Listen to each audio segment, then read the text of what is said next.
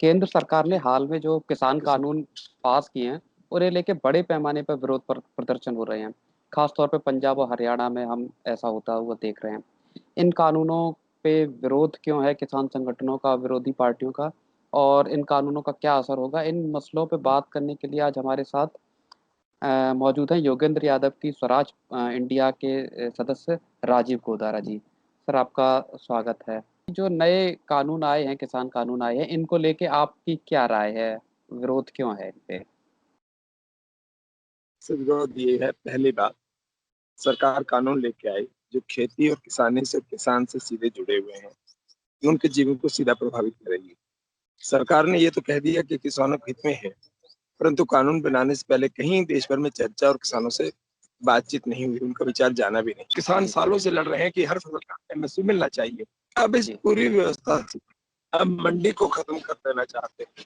मंडी के बाहर आप बाजार पैदा करना चाहते हैं और वहां आप कुछ दिन लालच देंगे और फिर आपको अपने काम और कर दिया कि मंडी में आने पे खरीदार को जो टैक्स लगेगा वो इस कानून के तहत जो खरीदारी करेगा उसको नहीं लगेगा।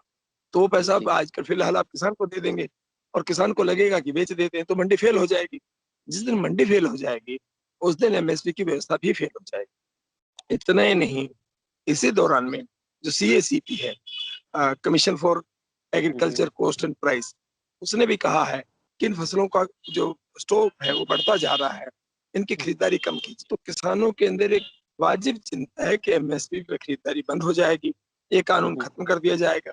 इसका मतलब है कि सरकार के किसानी में जो सहयोग करना है किसान, उस किसान को जो ग्रीन रेवोल्यूशन का वाहक था, जिसने देश को खाद्य सुरक्षा दी, उसको सरकार से जो मदद चाहिए, जो सहायता चाहिए, वो मानवीय आधार पे है।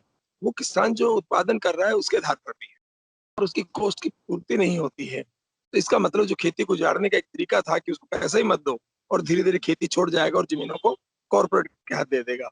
अब आपने जैसे दशक लोगों ने दबाव बनाया एमएसपी का, तो आप ये कानून ले आए और एक तीसरे तरीके से एमएसपी को खत्म करके किसान को घाटे के धंधे में डालना चाहते हैं और मंडी जी। व्यवस्था जिस दिन खत्म हो जाएगी, उस दिन किसान बिल्कुल जो व्यापारी हैं बड़े, उनका कठपुतली बन जाएगा।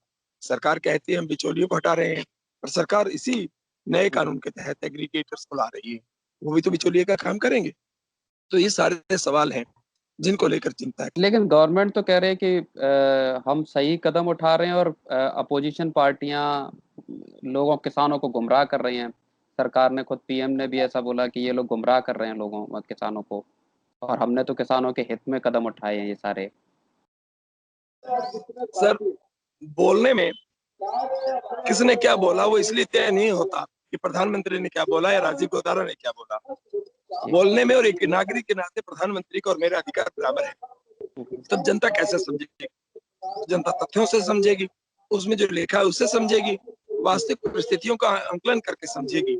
इसलिए मैंने क्या बोला और प्रधानमंत्री ने क्या बोला उससे फर्क नहीं पड़ता। लिखा जी। क्या है, उसके परिणाम होने वाले क्या है, ये एक मूल सवाल है। पंजाब और हरियाणा में, आप हरियाणा में हैं, सिरसा में, आंदोलन की स्थिति क्या है? कितने बड़े रूप में ये है? और आप लोगों की क्या प्लानिंग है? आगे की क्या योजना है? सर, पंजाब में तो आंदोलन बहुत तेजी से चल रहा है। 31 जथेबंदियां हैं किसानों जी, की, सब एक साथ आ गई हैं। उन्होंने रिलायंस के पेट्रोल पंप, रिलायंस के मॉल, ये सब रोक दिए हैं, टोल टैक्स फ्री कर दिए हैं, रेलवे पटरियों पे बैठे हैं और सारे किसान सड़क पे हैं। हरियाणा में आंदोलन उठना शुरू हुआ है पंजाब से प्रेरणा पाकर। सिरसा में 2 दिन पहले बहुत बड़ी रैली हुई, 15,000 लोग जुटे और उसके बाद वो एक जगह धरने पे बैठ गए जहाँ पुलिस ने उन्हें रोका और उन्होंने जी, कहा था कि हम धरना लगाएंगे जहाँ आप रोक देंगे। उन्होंने जहाँ रोका वहां बैठ गए। कल पुलिस ने उन्हें उठा लिया, दिन भर पर्चा दर्ज करने की धमकियां देते रहे, कोशिश करते रहे। आंदोलनकारियों जो हिरासत में लिए गए थे उन्होंने थाने के अंदर किया, या तो सबके खिलाफ पर्चा दर्ज करिए अगर सच है, वरना झूठा पर्चा 4 साथियों के खिलाफ कैसे कर रहे हैं। इसका जी, प्रतिरोध होने पर सरकार को झुकना पड़ा। सरकार जी, शाम होते होते घुटनों के बल बैठ गई जी, और मिन्नत जी। कर रही थी कि किसी तरह आप पर्चा भी नहीं करेंगे, धरने पे बैठ जाइए, आप बस थोड़ा जगह बदल लीजिए। और उस मांग को किसानों ने मान लिया। दुष्यंत चौटाला की जो जननायक जनता पार्टी, उनको सरकार से हटने की मांग भी की है कई किसान संगठनों ने। उन पे भी दबाव बना रहे हैं। क्या ऐसा लग रहा है कि वो बीजेपी की सरकार से हट सकते हैं इस किसानों के मसले पे? देखिए, ये हट सकते का हमें नहीं मालूम, पर जी, किसान आंदोलन में 6 तारीख को एक बड़ा बैनर लगाकर मांग की थी जी, कि दुष्यंत चौटाला जी। अब कुर्सी या किसान में से आप चुनिए। आप क्या चुनेंगे, किसान या कुर्सी? आप देवीलाल की विरासत लेकर आते हैं, आप उसके वंशज हैं, ये आपका वो तो है, इसे कौन चुनौती दे सकता है। परंतु आप उनकी राजनीतिक विरासत के हकदार बनते हैं। आपने कहा था आप उसकी राजनीतिक विरासत को लेकर चल रहे हैं। किसानों ने इसीलिए आपको किसान प्रतिनिधि मानते हुए 10 सीटें जितवा दी, आपको समर्थन दिया। आज किसान उसी आधार पे कह रहे हैं कि बीजेपी से हमें उम्मीद नहीं थी, पर तुम तो हुँ। किसान प्रतिनिधि थे।